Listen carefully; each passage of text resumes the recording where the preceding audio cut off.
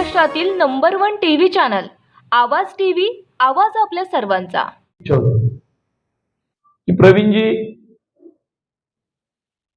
एवढे महाराष्ट्रातला नाही, आज देशभर आपल्या सिनेमाची चर्चा चालू आहे। मी खानदेशातला आहे, माझा सिनेमा आज भारत गाजवतोय। माझ्या खानदेशात कधी येणार तुम्ही? आणि बस ठरवलं, गाडी काढली आणि गाडीने फिरतोय मुद्दाम सगळीकडे।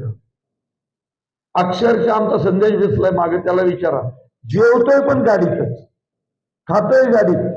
आज सकाळी अंमळनेर मधून निघलो, अंमळनेर मधून एरंडलला आलो, तिथून पाचोऱ्याला आलो, पाचोऱ्यावरून चाळीसगावला आलो, चाळीसगाववरून धुळ्यात आलो, धुळ्यातून मालेगावला जाणार आहे, मालेगाव मधून नाशिकला जाणार आहे आणि प्रत्येक शहरात पत्रकार परिषद करतोय। एक वेळ जेवणार नाही, पण म्हटलं आता गावोगाव पिंजून काढायचं।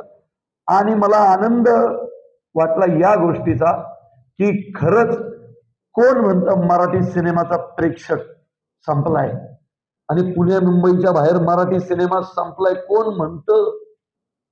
फक्त त्या लोकांचं जगणं दाखवणारा सिनेमा यायची गरज होती आणि देऊळबंदनी तो इतिहास घडवला।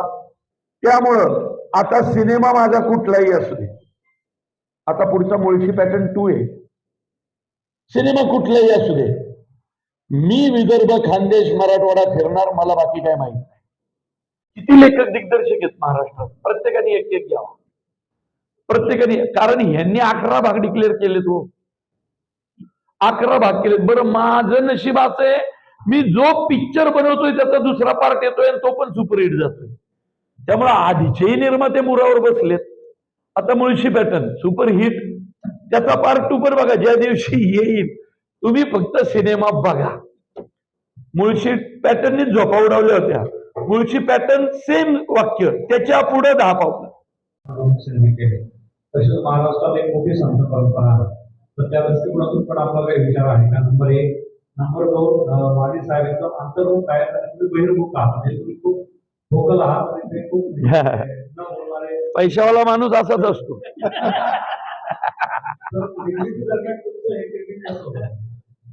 आमचं सेम ट्युनिंग होतं। या माणसाने मला एकदाही विचारलं नाही पैसा कसा खर्च होणार आहे, एकदाही विचारलं नाही पैसा परत कसा येणार आहे, एकदाही विचारलं नाही पिक्चर प्रॉफिट मध्ये जाईल का लॉस मध्ये जाईल, एकदाही विचारलं नाही। आणि मी दरवेळी पैसे त्यांच्याकडनं घेताना एवढंच सांगायचो, डोंट वरी, खर्च जास्त होतोय थोडा, पण डोंट वरी, 10 पटीने येतील।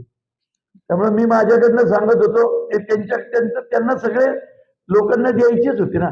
म्हणजे म्हणून मला खानदेशाचा जास्त अभिमान वाटलाय। मी स्पष्ट सांगतो की खानदेशातनं असा माणूस आला, एखादा काय म्हणतो की ते आधीच जेवढी रक्कम गेली ती काढून प्रॉफिट देणार होते, एखादा म्हणतो पुढच्या पिक्चर साठी थोडे अजून त्यातले काढतो, उरलेले देतो। हे म्हटले नाही नाही नाही, पुढच्या पिक्चर साठी मी दिल ना वेगळे, हे आत्ता जे आलंय ते शेतकऱ्यांना देऊन टाका, ते त्यांचं आहे।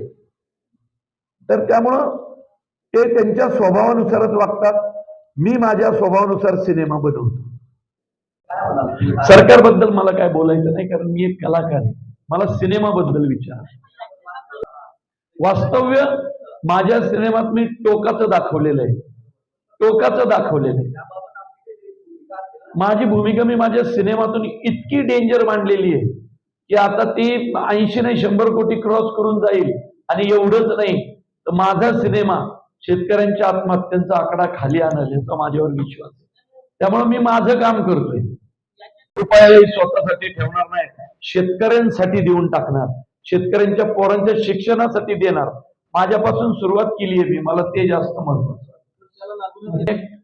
निर्माते साहेबांनी आमच्या, तुमचा खानदेशचा माणूस, जयका नावाची फाउंडेशन काढली, सगळा प्रॉफिट त्यात जाणार, बरोबर।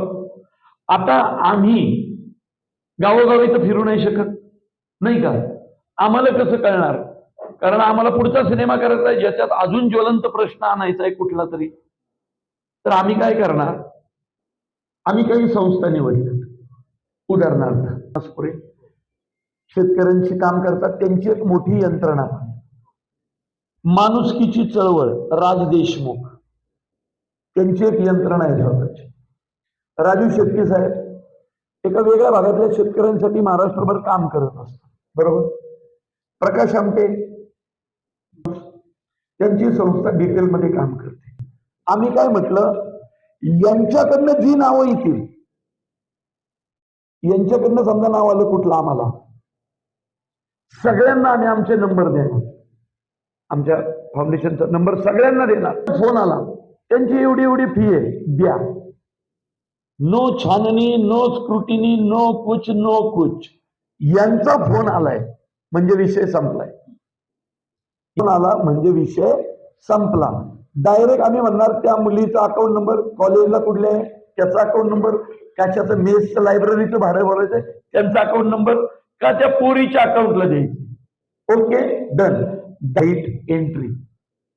रोजच्या ताज्या घडामोडींसाठी आवाज टीव्हीला सबस्क्राईब करा आणि बेल आयकॉन प्रेस करा.